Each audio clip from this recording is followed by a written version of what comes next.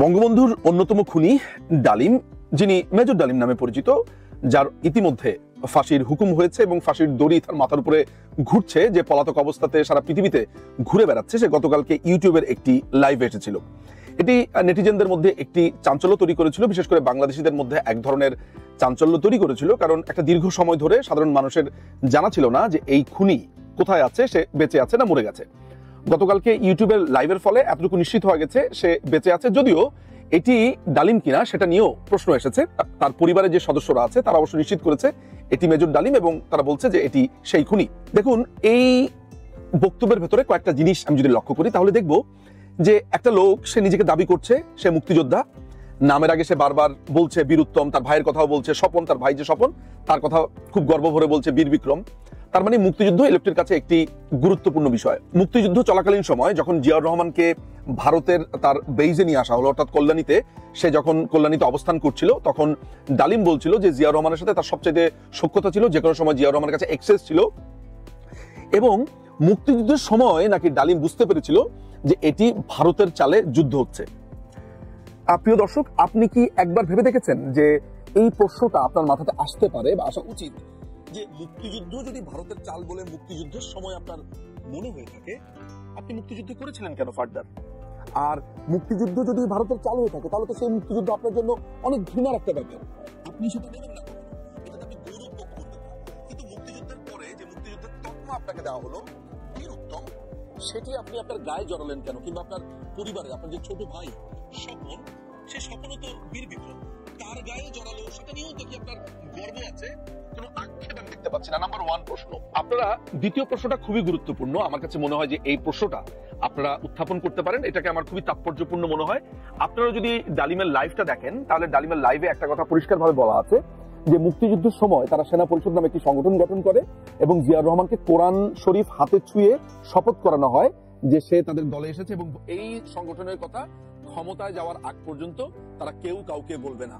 জিয়াউর রহমানকে এই সংগঠনে একটি গাইড হিসেবে নেওয়া হয়। এই সংগঠনের উদ্দেশ্য কি ছিল এটি বলতে গিয়ে ডালিম বলছে এই সংগঠনের উদ্দেশ্য ছিল বঙ্গবন্ধু সরকারকে, অর্থাৎ ভবিষ্যতে যে বঙ্গবন্ধু সরকার হতে যাচ্ছে বাংলাদেশ স্বাধীন হওয়ার পর, সেই সরকারকে উৎখাত করা এবং বঙ্গবন্ধুকে হত্যা করবার পরিকল্পনা এই 25 বছরের এই সেনা পরিষদের যে রোডম্যাপ আছে সেখানে ছিল। আমার এই কথাটা যদি আরেকবার আপনার কাছে মনে হয় যে দেখি তো ডালিম কি বলেছে, আপনারা সেই লাইভ থেকে দেখতে পারেন। আমি আর এখানে জুড়ে দিলাম না, কারণ এখানে কপিরাইটের অনেকগুলো ইস্যুজ আছে। যেই লোকটা মুক্তিযুদ্ধের সময় বঙ্গবন্ধুকে হত্যা করবার প্ল্যান করে, সেই লোকটা যখন তার লিখিত গ্রন্থের মধ্যে, আমি সেই বইটা দেখাচ্ছি, এই বইটার ভেতরে সে বারবার বলছে বাকশালের জন্য, রক্ষী বাহিনীর জন্য, আওয়ামী লীগের অরাজকতার জন্য বঙ্গবন্ধুকে খুন করেছে, উৎখাত করছে, তাহলে তার আজকের অর্থাৎ গতকালকের লাইভের সাথে তার এই বইয়ের বক্তব্য কি মেলে? সে তো বলছে মুক্তিযুদ্ধের সময় প্ল্যান করেছে। তো যেই লোকটা মুক্তিযুদ্ধের সময় বঙ্গবন্ধুকে হত্যা করার প্ল্যান করে, সে বাকশালের ধোয়া তুলছে কেন? সে রক্ষী বাহিনীর ধোয়া তুলছে কেন? এই প্রশ্নটা আজকের তরুণ তরুণীরা অনুগ্রহ করে করবেন এবং এটার জবাব আমার ধারণা আপনারা চাইবেন। এটা গেল দুটো। আর 3 নম্বর যেটা, সেটাও আমার জন্য অনেক গুরুত্বপূর্ণ, সেটা হচ্ছে একটা দীর্ঘ সময় ধরে আপনারা শুনে এসেছেন যে মুক্তিযোদ্ধা ক্যাপ্টেন শেখ কামাল, তিনি নাকি আপনার মেজর ডালিমের ওয়াইফকে উঠিয়ে নিয়ে এসেছিলেন। গতকালকের তার লাইভের পরে আপনারা নিশ্চয়ই নিশ্চিত হয়েছেন যে শেখ কামালের কোনো ভূমিকাই সেখানে ছিল না, এবং অনেকদিন ধরে আমরা বলে এসেছি যে ডালিমের নিজের গ্রন্থেই লেখা আছে। আপনাদের মধ্যে অনেকেই সেটা বিশ্বাস করেছেন, অনেকেই করেননি। কালকে তো আপনাদের কাছে এতটুকু নিশ্চিত হয়ে গিয়েছে যে Sheikh Kamal had nothing to do with that incident. আচ্ছা, ওই ইনসিডেন্টটাতে বিয়ে বাড়িতে কি হয়েছিল, বিয়ে বাড়িতে হওয়ার পরে উঠিয়ে নিয়ে আসা, নানান ধরনের কথাবার্তা শুনেছি। মাথায় রাখবেন যে একটা ফ্যাক্টের ভেতরে যদি একটা মিথ্যা থাকে, একটা গোলমাল থাকে, তাহলে পুরো ফ্যাক্ট নিয়ে কিন্তু আপনার প্রশ্ন উঠবে। আমি ওই ইনসিডেন্টটা নিয়ে আপাতত এই মুহূর্তে কোনো কথা বলছি না, কিন্তু আমি ইনসিডেন্টটার পরের যেই বিচার চাইবার যেই জায়গাটা আছে বা অংশটা আছে, সেই জায়গা থেকে একটা প্রশ্ন করছি। আমি আশা করি এই প্রজন্মের তরুণ তরুণীরা সেই প্রশ্নটা তুলবেন। সেই প্রশ্নটা কি? সেই প্রশ্নটা হচ্ছে যে বঙ্গবন্ধুর বাসাতে যখন গেলেন, সেখানে বঙ্গবন্ধু পুরো ব্যাপারটাকে মিটমাট করলেন এই বলে যে প্রথমে মাফ চাইতে বললেন গাজীকে, গাজী মাফ চাইলো এবং গাজীকে যা বলার বললেন, প্লাস মেজর ডালিমকে এবং নিম্মিকে অর্থাৎ ডালিমের ওয়াইফকে এই বলে কথা দিলেন যে গাজীর বিচার হবে।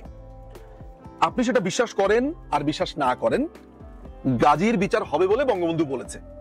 ডালিম ওই মুহূর্তে সেটা মেনে নিয়েছে। ওকে, বিচার যখন হবে আমি দেখি কি বিচার করে, এই তো ঘটনা। এটা সে মেনে নিয়ে সেই বাসা থেকে বের হয়ে আসলো। তার বইতে যেটা লেখা আছে, সে যখন পরের দিন ক্যান্টনমেন্টে যায়, ক্যান্টনমেন্টে যাওয়ার পরে সেখানে মেজর হাফিজ, তারপরে হচ্ছে যে আপনার জিয়াউর রহমান, তারা তাকে নানানভাবে আপনার ইনফ্লুয়েন্স করতে থাকে যে না তুমি এত সহজে মেনে গেলা। আমি বলি সেই বইয়ের, অর্থাৎ তার যে বইটা আছে যা দেখেছি, যা বুঝেছি, যা করেছি, এই বইটার 448 নম্বর পাতাতে পরিষ্কারভাবে লেখা আছে যে নানানভাবে ইনফ্লুয়েন্সের পরে সে রাজি হয়েছে, না এটা তাহলে গতকালকে যে বিচার করে দিয়েছে সেই বিচার আমি মানি না, এই 3টা জিনিস করতে হবে, 3টা জিনিস করলে আমি মানি। খেয়াল করে দেখেন, আপনি একটু ভালোভাবে চিন্তা করে দেখেন যে একটা ঝামেলা হয়েছে, ঝামেলা হওয়ার পর আমি বিচার নিয়ে একজনের কাছে গেছি, সেই যার কাছে আমরা বিচার নিয়ে গেছি সে বলেছে বিচার তিনি করবেন, অর্থাৎ বিচারের অথরিটি তিনি, বিচার তিনি করবেন। রিজনেবলি যদি আমি চিন্তা করি তাহলে সেই লোকটাকে আমি কয়দিন সময় দিব? ন্যূনতম আমি যদি ব্যক্তিগতভাবে রিজনেবলি চিন্তা করি, আমি তাকে 7 দিন সময় দিব, 7 days। মনে করা যাক আমার থেকেও আরো কম সময় দিতে অনেকে আগ্রহী, না 7 দিন দিব না, 1 দিন সময় দিবেন, 3 দিন সময় দিবেন, 5 দিন, মানে আপনারা যাই বলেন না কেন ন্যূনতম তো 1 দিন সময় দিবেন। ওই 1 দিন সময়ও বঙ্গবন্ধুকে দেওয়া হয়নি। পরের দিন ক্যান্টনমেন্টে গিয়ে তারা সেনাপ্রধান শফিউল্লাহর মাধ্যমে বঙ্গবন্ধুর কাছে চাপ প্রয়োগ করে যে তাদের 3টা দাবি মানতে হবে। খেয়াল করে দেখেন, বঙ্গবন্ধু বিচারের আশ্বাস দেওয়ার পরেও যখন এই বাড়াবাড়িটা করা হচ্ছে, সেইটাকে আপনি কি প্রশ্নবিদ্ধ করেন যে ভাই তোমারে তো উনি বললো যে এটার বিচার উনি করবেন এবং অলরেডি সেই লোক তোমার কাছে মাফও চাইছে। তাহলে বঙ্গবন্ধু যদি বিচারের কথা বলে এবং তুমি যদি সেইখানে মেনিমুখের মতো সেটা মেনেও নাও, তুমি সেই সময় প্রতিবাদ করলা না কেন? না মানি না, মানি না, তুমি তো সেখানে মেনে নিলা।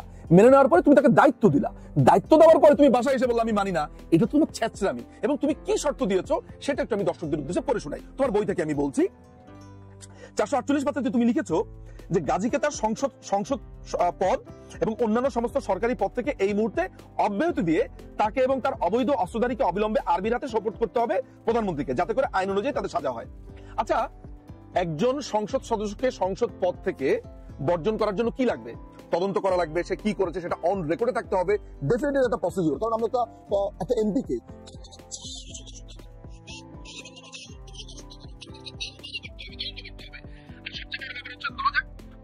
শুরু করলো, সাথে সাথে সদস্য পদ বাতিল করলো, আর্মির হাতে তুলে দিতে হবে কেন? তুই কে রে ভাই? তুই কে? তুই কি দেশের পুলিশ, দেশের আইন শৃঙ্খলা? ওকে যদি তুলে দিতে হয়, আমাদের পেনাল কোড আছে, পেনাল কোড অনুযায়ী তার নামে মামলা হবে, সাংসদের নামে যেভাবে আইনি ব্যবস্থা নেওয়া হয় সেইভাবে হবে। তোর হাতে তুলে দিবে কেন? তুই কি দেশের হর্তাকর্তা? তাহলে দর্শক আপনারা বুঝলেন যে তাদের দাবির মধ্যে ছিল তাদের হাতে তুলে দিতে হবে।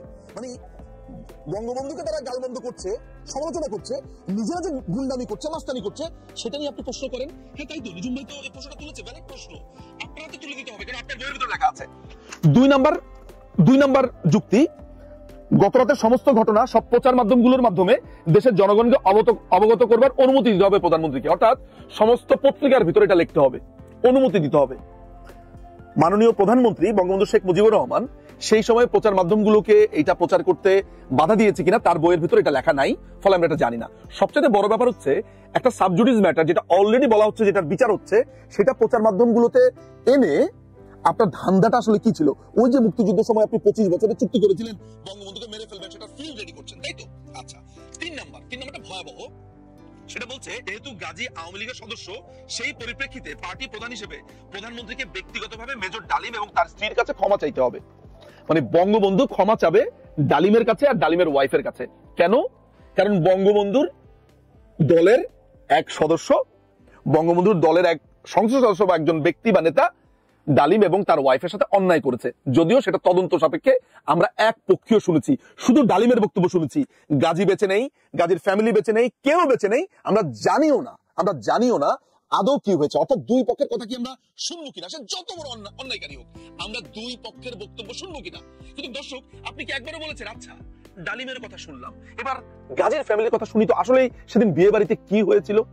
আপনারা কিন্তু সেটা শুনতে চাননি, আপনারা ডালিমের কথাই বারবার বিশ্বাস করছেন। এটা একটা অদ্ভুত একটা ব্যাপার। মানে আমি যাদেরকে দেখেছি তারা এটা মেনে নিয়েছে, আচ্ছা বুঝলাম এটা ডালিমের কথাই মনে সত্য, কিন্তু আপনারা অপর পক্ষের কথা, অথচ আপনারা ন্যায় বিচারের কথা বলেন, আপনারা সাম্যের কথা বলেন, মানবিক মর্যাদার কথা বলেন।